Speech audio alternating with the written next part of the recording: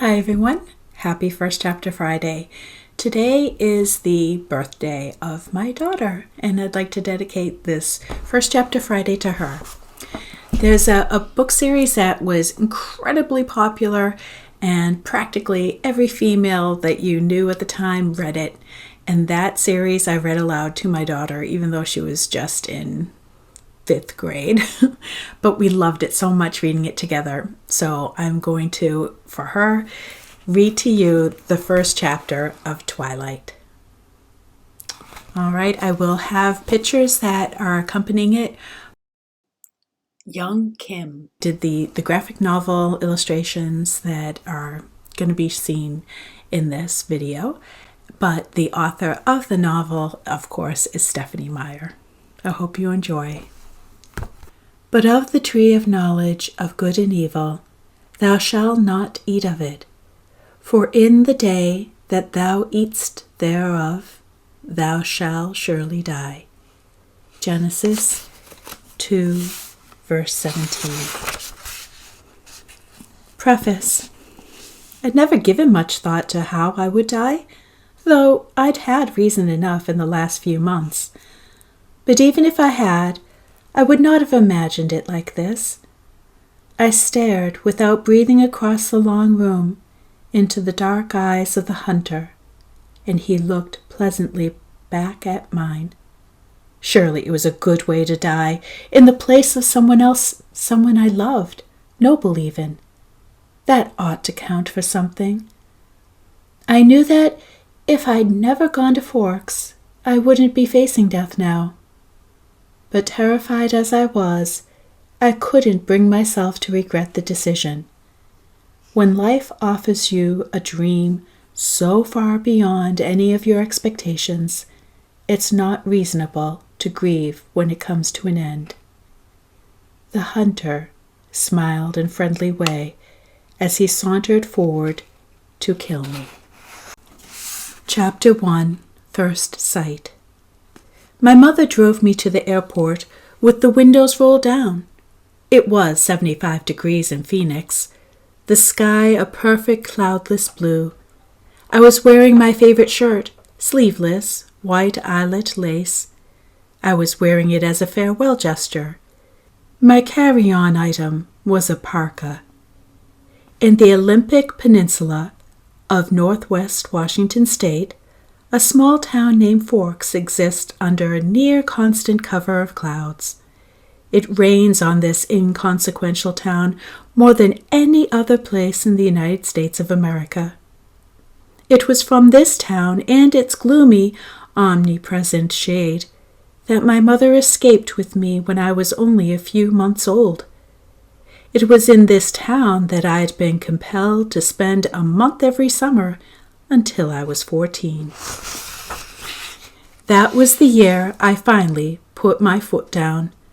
These past 3 summers, my dad, Charlie, vacationed with me in California for 2 weeks instead.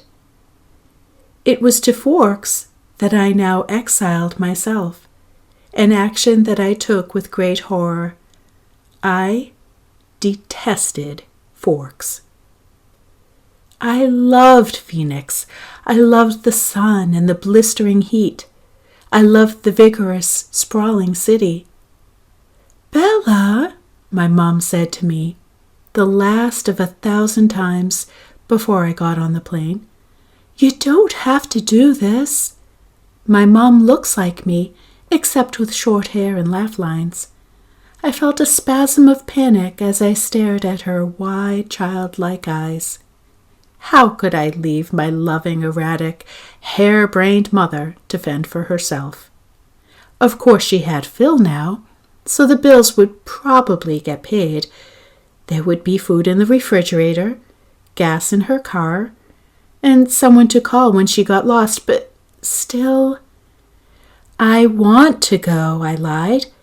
I'd always been a bad liar, but I'd been saying this lie so frequently lately that it sounded almost convincing now. "Tell Charlie I said hi." "I will." "I'll see you soon," she insisted. You can come home whenever you want. I'll come right back as soon as you need me." But I could see the sacrifice in her eyes behind the promise. "Don't worry about me," I urged. "It'll be great." "I love you, Mom." She hugged me tightly for a minute, and then I got on the plane and she was gone. It's a 4-hour flight from Phoenix to Seattle, another hour in a small plane up to Port Angeles, and then an hour drive back down to Forks. Flying doesn't bother me. The hour in the car with Charlie, though, I was a little worried about. Charlie had really been fairly nice about the whole thing. He seemed genuinely pleased that I was coming to live with him for the first time, with any degree of permanence. He'd already got me registered for high school, and he was going to help me get a car. But it was sure to be awkward with Charlie. Neither of us was what anyone would call verbose, and I didn't know what there was to say regardless. I knew he was more than a little confused by my decision, like my mother before me. I hadn't made a secret of my distaste for Forks. When I landed in Port Angeles, it was raining. I didn't see it as an omen, just unavoidable. I'd already said my goodbyes to the sun. Charlie was waiting for me with the cruiser. This I was expecting too. Charlie is police chief swan to the good people of Forks. My primary motivation behind buying a car, despite the scarcity of my funds, was that I refused to be driven around town in a car with red and blue lights on top. Nothing slows down traffic like a cop. Charlie gave me an awkward, one-armed hug when I stumbled my way off the plane. "It's good to see you, Bells," he said, smiling as he automatically caught and steadied me. "You haven't changed much. How's Renee?" "Mom's fine. It's good to see you too, Dad." I wasn't allowed to call him Charlie to his face. I had only a few bags. Most of my Arizona clothes were too permeable for Washington. My mom and I had pooled our resources to supplement my winter wardrobe, but it was still scanty. It all fit easily into the trunk of the cruiser. "I found a good car for you, real cheap," he announced when we were strapped in. What kind of car? I was suspicious of the way he said, "good car for you," as opposed to just "good car." "Well, it's a truck actually, a Chevy." "Where'd you find it?" "Do you remember Billy Black down La Push?" La Push is the tiny Indian reservation on the coast. "No." "He used to go fishing with us during the summer," Charlie prompted. That would explain why I didn't remember him. I do a good job of blocking painful, unnecessary things from my memory. "He's in a wheelchair now," Charlie continued when I didn't respond, "so he can't drive anymore, and he offered to sell me his truck cheap." "What year is it?" I could see from his change of expression that this was the question he was hoping I wouldn't ask. "Well, Billy's done a lot of work on the engine. It's only a few years old, really." I hoped he didn't think so little of me as to believe I would give up that easily. "When did he buy it?" He bought it in 1984, I think." "Did he buy it new?" "Well, no. I think it was new in the early 60s or late 50s at the earliest," he admitted sheepishly. Dad, I don't really know anything about cars. I won't be able to fix it if anything went wrong, and I couldn't afford a mechanic." "Really, Bella, the thing runs great. They don't build them like that anymore." The thing, I thought to myself, it had possibilities, as a nickname at the very least. How cheap is cheap? After all, that was the part I couldn't compromise on. "Well, honey, I kinda already bought it for you, as a homecoming gift." Charlie peeked sideways at me with a hopeful expression. Wow, free. You didn't need to do that, Dad. I was going to buy myself a car. I don't mind. I want you to be happy here. He was looking ahead at the road when he said this. Charlie wasn't comfortable with expressing his emotions out loud. I inherited that from him. So I was looking straight ahead as I responded. That's really nice, Dad. Thanks. I really appreciate it. No need to add that my being happy in Forks is an impossibility. He didn't need to suffer along with me, and I never looked a free truck in the mouth or engine. Well, now, you're welcome, he mumbled, embarrassed by my thanks. We exchanged a few more comments on the weather, which was wet, and that was pretty much it for conversation. We stared out the windows in silence. It was beautiful, of course. I couldn't deny that. Everything was green. The trees, their trunks covered with moss, their branches hanging with a canopy of it, the ground covered with ferns. Even the air filtered down greenly through the leaves. It was too green, an alien planet. Eventually, we made it to Charlie's. He still lived in the small 2-bedroom house that he had bought with my mother in the early days of their marriage. Those were the only kind of days of their marriage, the early ones. There, parked on the street in front of the house that never changed, was my new to me, truck. It was a faded red color with big round fenders and a bulbous cab. To my intense surprise, I loved it. I didn't know if it would run, but I could see myself in it. Plus, it was one of those solid iron affairs that never gets damaged, the kind that you see at the scene of an accident, paint unscratched, surrounded by the pieces of the foreign car that it had destroyed. Wow, Dad! I love it! Thanks! Now my horrific day tomorrow would be just that much less dreadful. I wouldn't be faced with the choice of either walking 2 miles in the rain to school or accepting a ride in the Chief's cruiser. I'm glad you like it, Charlie said gruffly, embarrassed again. It took only one trip to get all of my stuff upstairs. I got the west bedroom that faced out over the front yard. The room was familiar. It had belonged to me since I was born. The wooden floor, the light blue walls, the peaked ceiling, the yellow lace curtains around the window. These were all part of my childhood. The only changes Charlie had ever made were switching the crib for a bed and adding a desk as I grew. The desk now held a second-hand computer with a phone line for the modem stapled along the floor to the nearest phone jack. This was a stipulation from my mother so that we could stay in touch easily. The rocking chair from my baby days was still in the corner.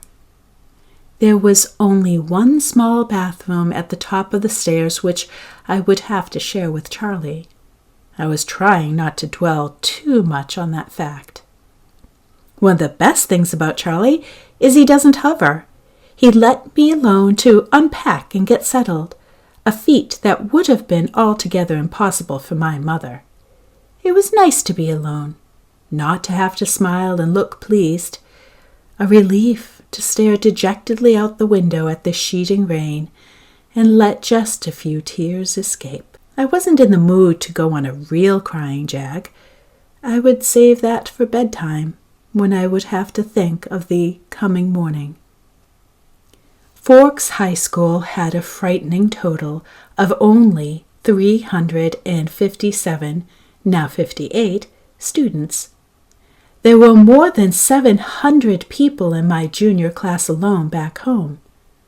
All of the kids here had grown up together. Their grandparents had been toddlers together.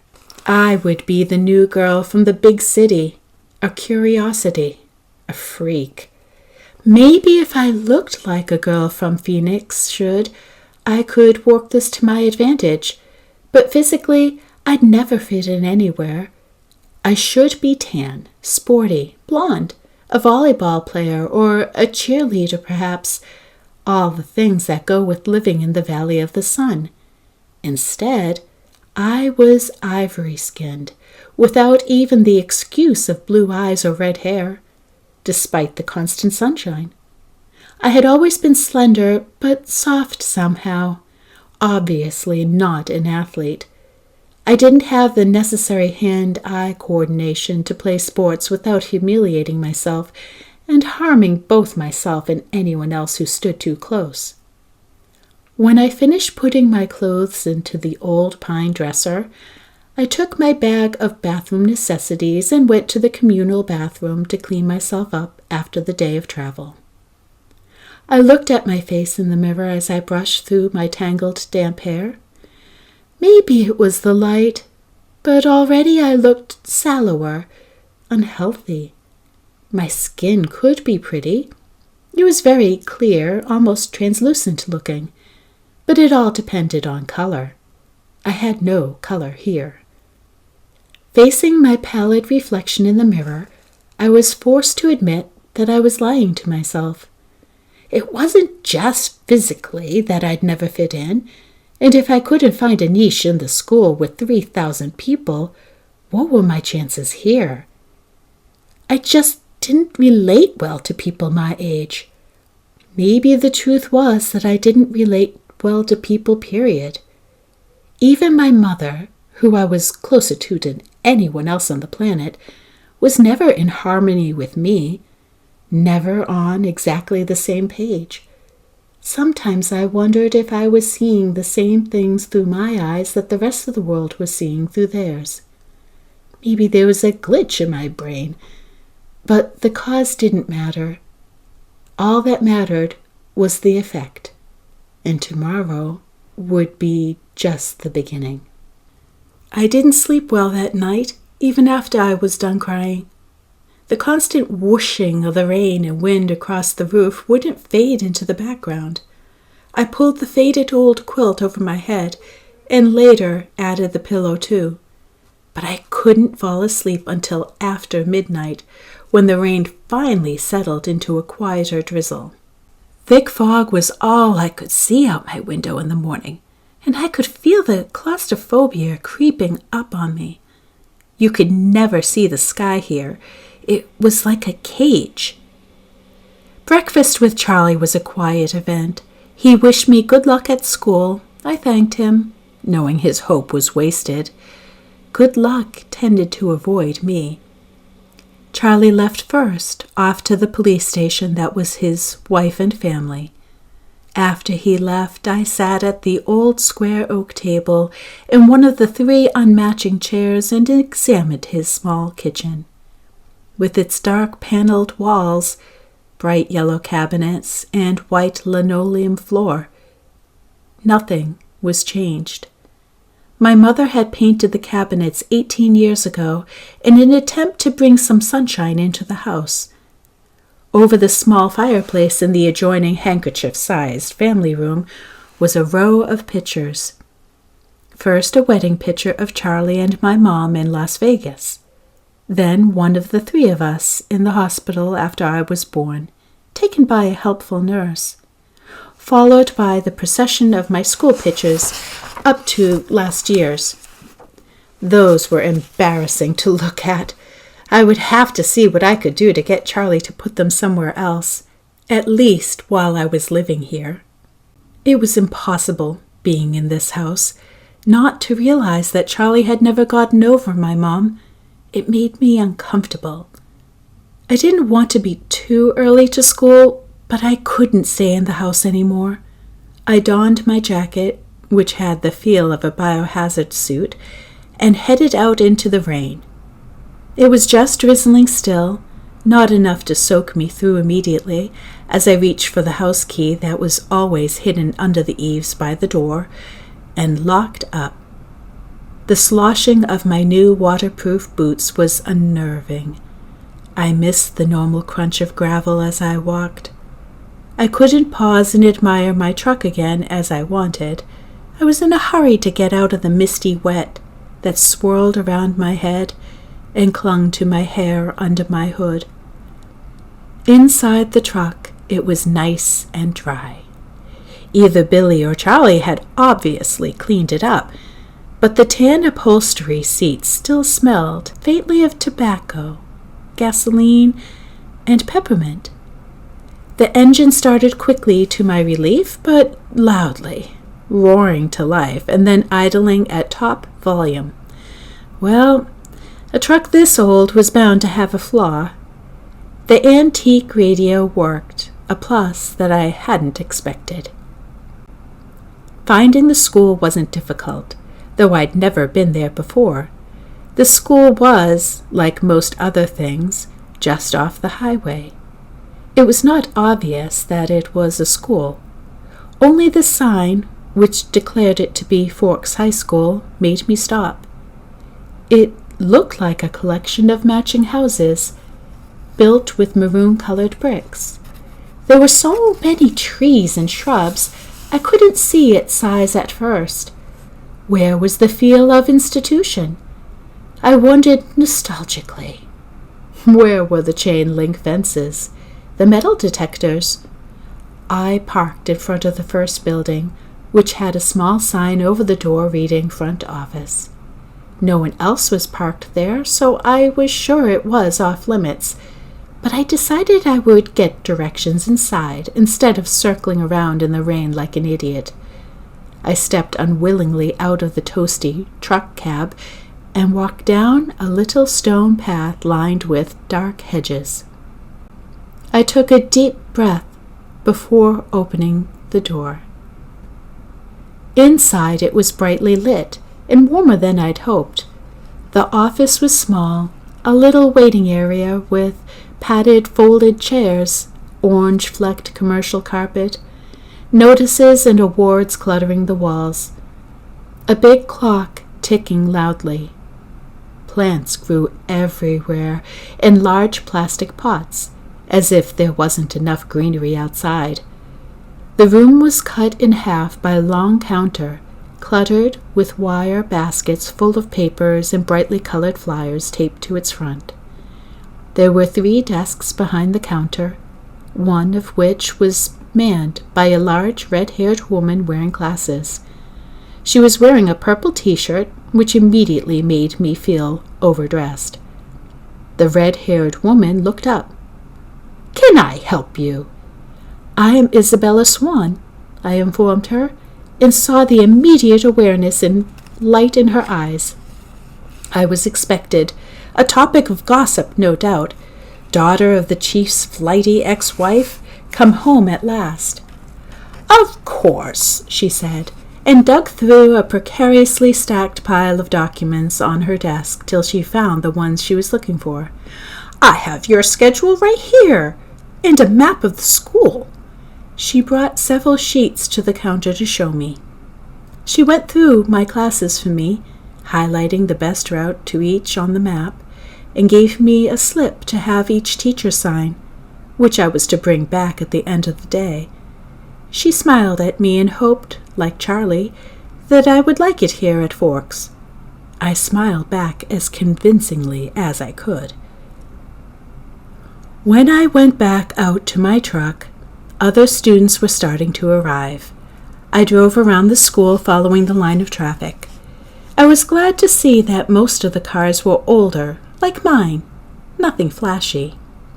At home, I'd lived in one of the few lower-income neighborhoods that were included in the Paradise Valley district.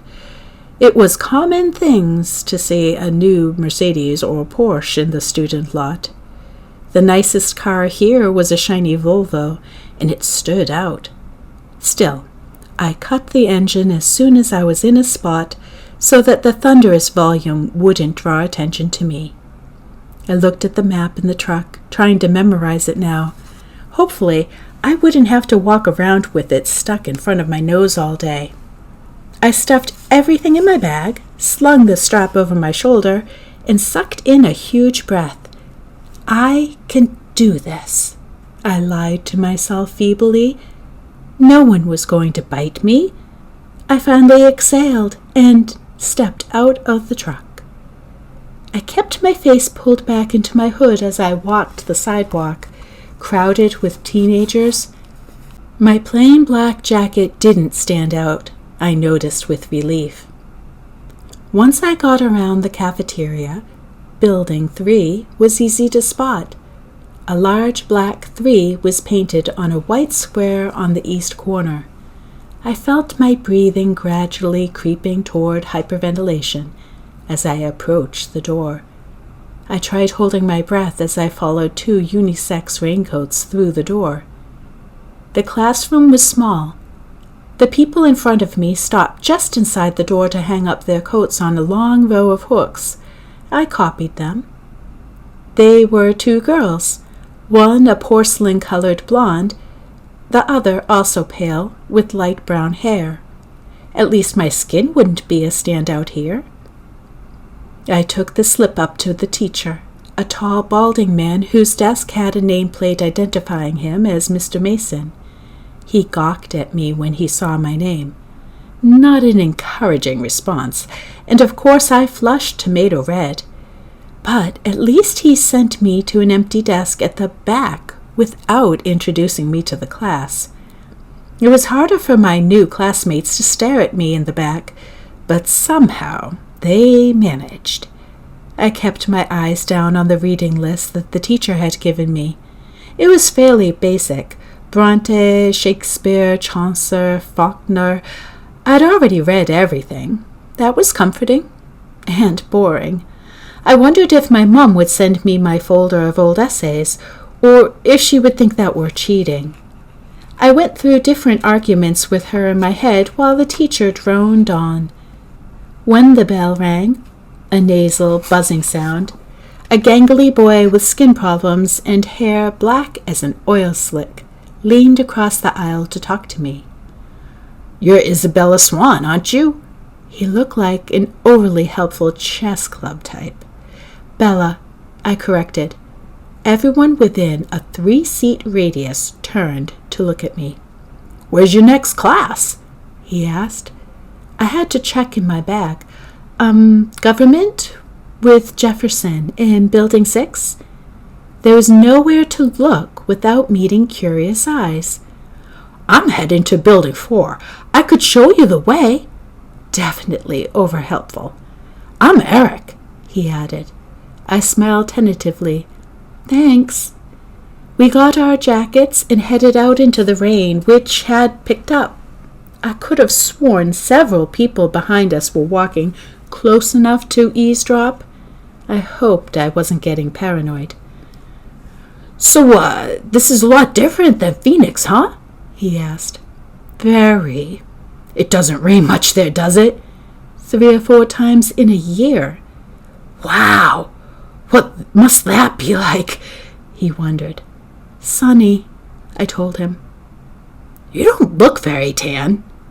"My mother is part albino."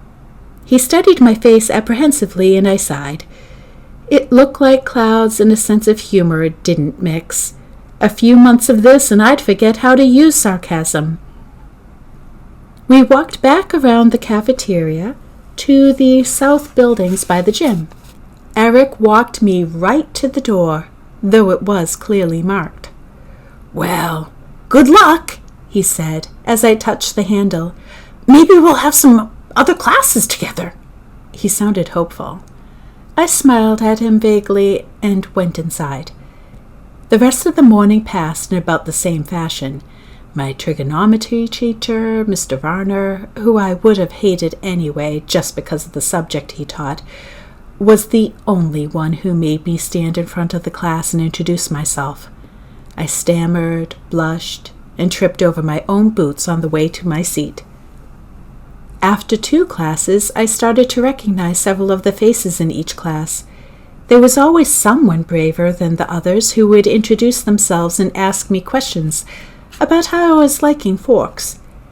I tried to be diplomatic, but mostly I just lied a lot. At least I never needed the map. One girl sat next to me in both Trig and Spanish, and she walked with me to the cafeteria for lunch. She was tiny, several inches shorter than my 5'4" 4 inches, but her wildly curly dark hair made up a lot of the difference between our heights. I couldn't remember her name, so I smiled and nodded as she prattled about teachers and classes. I didn't try to keep up. We sat at the end of a full table with several of her friends, who she introduced to me. I forgot all their names as soon as she spoke them. They seemed impressed by her bravery in speaking to me. The boy from English, Eric, waved at me from across the room. It was there, sitting in the lunchroom, trying to make conversation with 7 curious strangers, that I first saw them. They were sitting in the corner of the cafeteria, as far away from where I sat as possible in the long room. There were 5 of them. They weren't talking, and they weren't eating, though they each had a tray of untouched food in front of them. They weren't gawking at me, unlike most of the other students, so it was safe to stare at them without fear of meeting any excessively interested pair of eyes. But it was none of these things that caught and held my attention. They didn't look anything alike. Of the 3 boys, one was big, muscled like a serious weightlifter with dark and curly hair. Another was taller, leaner, but still muscular and honey blonde. The last was lanky, less bulky, with untidy, bronze-colored hair. He was more boyish than the others, who actually looked like they could be in college, or even teachers here rather than students. The girls were opposites. The tall one was statuesque. She had a beautiful figure, the kind you would see on the cover of Sports Illustrated swimsuit issue, the kind that made every girl around her take a hit on her self-esteem just by being in the same room. Her hair was golden, gently waving to the middle of her back. The short girl was pixie-like, thin in the extreme with small features. Her hair was a deep black, cropped short and pointing in every direction. And yet, they were all exactly alike. Every one of them was chalky pale, the palest of all the students living in this sunless town. Paler than me, the albino. They all had very dark eyes, despite the range in their hair tones. They also had dark shadows under those eyes, purplish, bruise-like shadows, as if they were all suffering from a sleepless night, or almost done recovering from a broken nose, though their noses, all their features, were straight, perfect, angular. But all this is not why I couldn't look away. I stared because their faces, so different, so similar, were all devastatingly, inhumanly beautiful. They were faces you'd never expect to see, except perhaps on the airbrushed pages of a fashion magazine, or painted by an old master as the face of an angel. It was hard to decide who was the most beautiful, maybe the perfect blonde girl, or the bronze-haired boy. They were all looking away from each other, away from the other students, away from anything in particular as far as I could tell. As I watched, the small girl rose with her tray, unopened soda, unbitten apple, and walked away with a quick, graceful lope that belonged on a runway. I watched amazed at her lithe dancer's step, till she dumped the tray and glided through the back door faster than I would ever thought possible. My eyes darted back to the others who sat unchanging. "Who are they?" I asked the girl from my Spanish class, whose name I had forgotten. As she looked up to see who I meant, though already knowing, probably from my tone, suddenly he looked at her, the thinner one, the boyish one, the youngest perhaps. He looked at my neighbor for just a fraction of a second, and then his dark eyes flickered to mine. He looked away quickly, more quickly than I could, though in a flush of embarrassment I dropped my eyes at once. In that brief flash of a glance, his face held nothing of interest.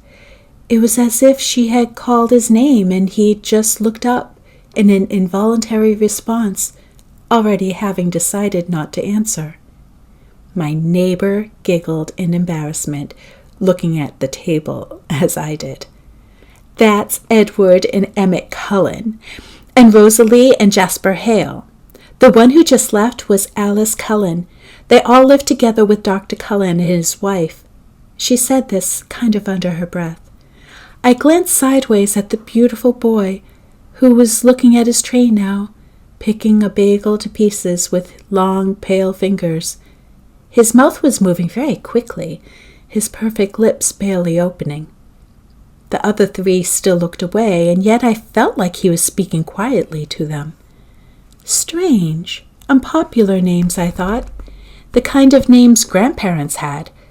But maybe that was in vogue here, small-town names. I finally remembered that my neighbor was called Jessica, a perfectly common name. There were 2 girls named Jessica in my history class back at home. They're very nice looking. I struggled with a conspicuous understatement. Yes, Jessica agreed with another giggle. They're all together, though. Emmett and Rosalie, and Jasper and Alice, I mean. And they live together. Her voice held all the shock and condemnation of the small town. I thought critically, but if I was being honest, I had to admit that even in Phoenix it would cause gossip. Which ones are the Cullens? I asked. They don't look related. Oh, they're not. Dr. Cullen is really young, in his 20s or early 30s. They're all adopted. The Hales are brothers and sisters, twins, the Blondes, and they're foster children. They look a little old for foster children. They are now. Jasper and Rosalie are both 18, but they've been with Mrs. Cullen since they were 8. She's their aunt or something like that. That's really nice. For them to take care of all those kids like that, when they're so young and everything. I guess so, Jessica admitted reluctantly, and I got the impression that she didn't like the doctor and his wife for some reason. With the glances she was throwing at their adopted children, I would presume the reason was jealousy. I think that Mrs. Cullen can't have kids, though, she added, as if that lessened their kindness. Throughout all this conversation, my eyes flickered again and again to the table where the strange family sat. They continued to look at the walls and not eat. Have they always lived in Forks? I asked. Surely I would have noticed them on one of my summers here. No, she said, in a voice that implied it should be obvious even to a new arrival like me. They just moved down 2 years ago from somewhere in Alaska. I felt a surge of pity and relief. Pity because, as beautiful as they were outsiders, clearly not accepted. Relief that I wasn't the only newcomer here, and certainly not the most interesting by any standard. As I examined them, the youngest, one of the Cullens, looked up and met my gaze, this time with evident curiosity in his expression. As I looked swiftly away, it seemed to me that his glance held some kind of unmet expectation. Which one is the boy with the reddish-brown hair? I asked. I peeked at him from the corner of my eye, and he was still staring at me, but not gawking like the other students had today. He had a slightly frustrated expression. I looked down again. That's Edward. He's gorgeous, of course, but don't waste your time. He just doesn't date. Apparently none of the girls here are good-looking enough for him. She sniffed. A clear case of sour grapes. I wondered when he'd turn her down. I bit my lip to hide my smile, and then I glanced at him again. His face was turned away, but I thought his cheek appeared lifted as if he were smiling too. After a few more minutes, the four of them left the table together. They were all noticeably graceful, even the big brawny one. It was unsettling to watch. The one named Edward didn't look at me again. I sat at the table with Jessica and her friends longer than I would have if I had been sitting alone. I was anxious not to be late for class on my first day. One of my new acquaintances, who considerately reminded me that her name was Angela, had biology too, with me the next hour. We walked to class together in silence. She was shy too. When we entered the classroom, Angela went to sit at a black-top table, exactly like the ones I was used to. She already had a neighbor. In fact, all of the tables were filled but one. Next to the center aisle, I recognized Edward Cullen, by his unusual hair, sitting next to that single open seat. As I walked down the aisle to introduce myself to the teacher and to get my slip signed, I was watching him surreptitiously. Just as I passed, he suddenly went rigid in his seat. He stared at me again, meeting my eyes with the strangest expression on his face. It was hostile, furious. I looked away quickly, shocked, going red again. I stumbled over a book in the walkway, and I had to catch myself on the edge of the table. The girl sitting there giggled. I'd noticed that his eyes were black, coal black. Mr. Banner signed my slip and handed me a book with no nonsense about introductions. I could tell we were going to get along.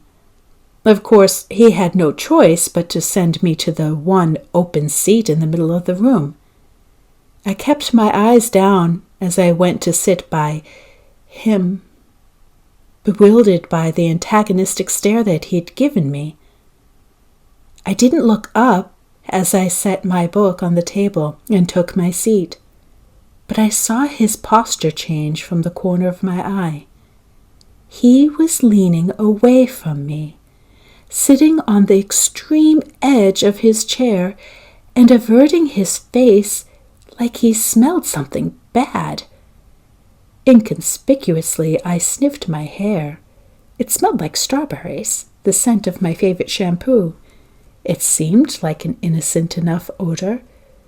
I let my hair fall over my right shoulder, making a dark curtain between us, and I tried to pay attention to the teacher. Unfortunately, the lecture was on cellular anatomy, something that I'd already studied.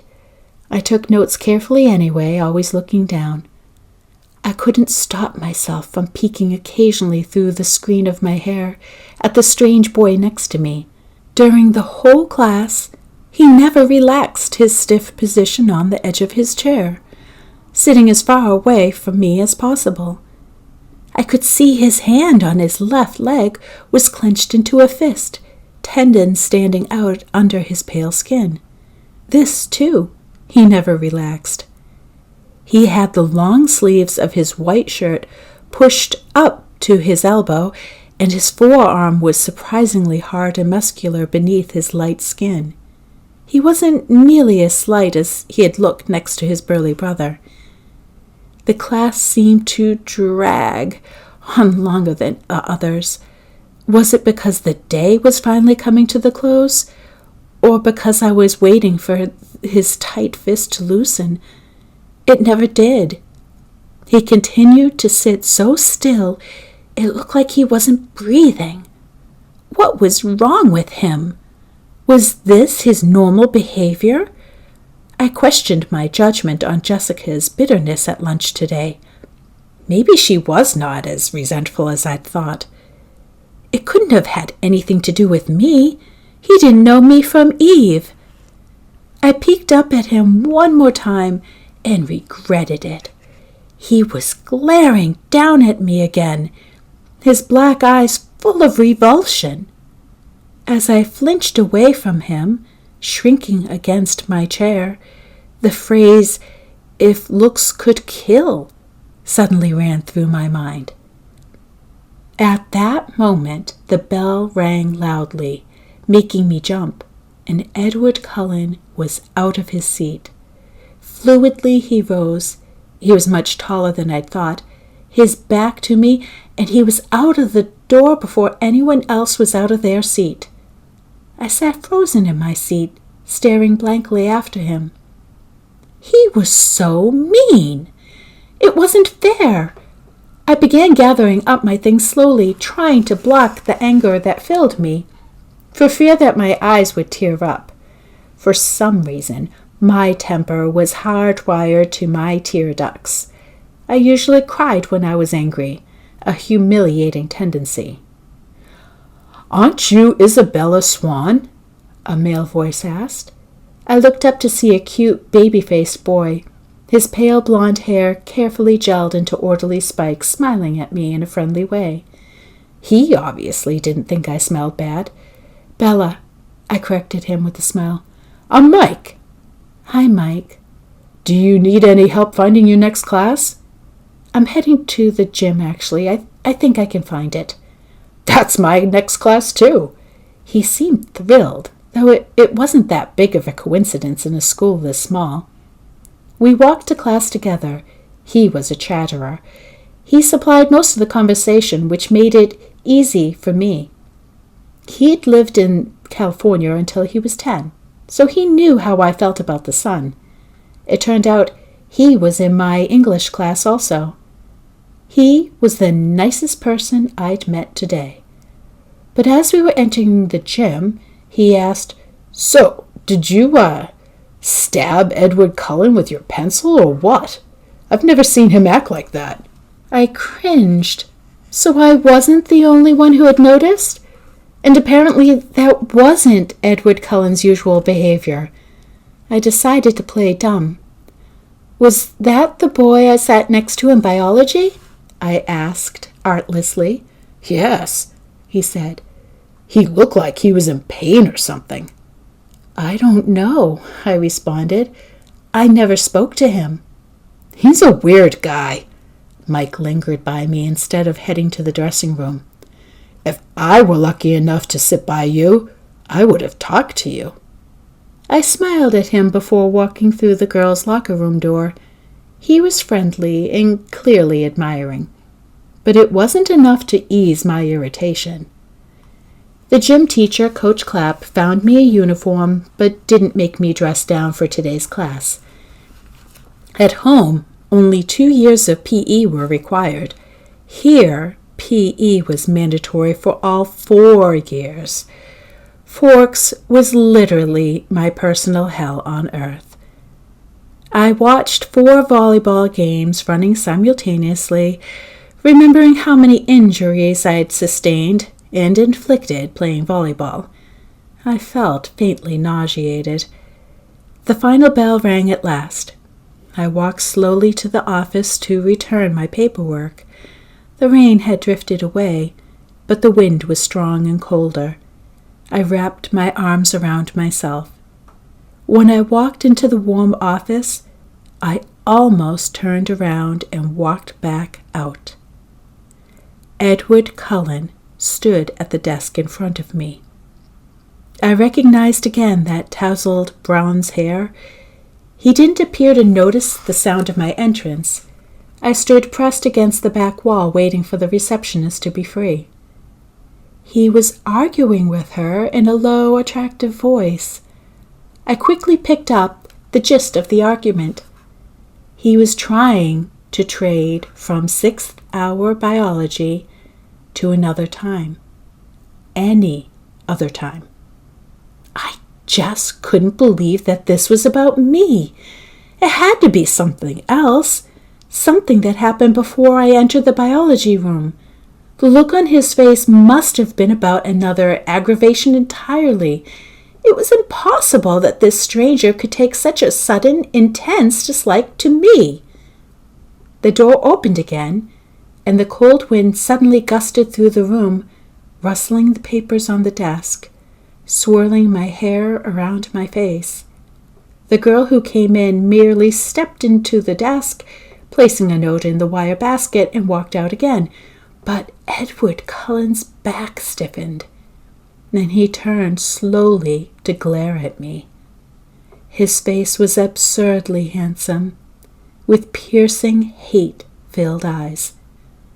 For an instant, I felt a thrill of genuine fear, raising the hair on my arms. The look only lasted a second, but it chilled me more than the freezing wind. He turned back to the receptionist. "Never mind, then," he said hastily in a voice like velvet. "I can see that it's impossible. Thank you so much for your help."